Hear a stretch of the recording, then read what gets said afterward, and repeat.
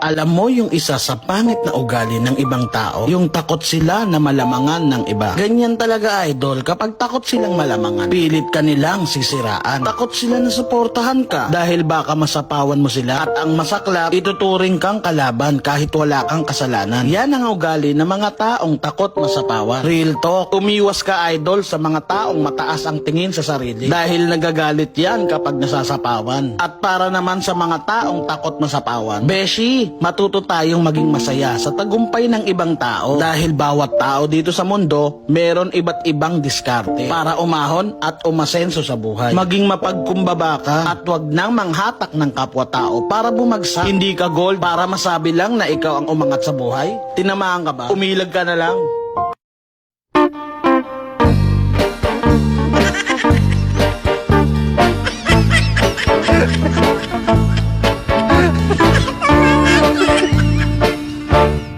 Ginsan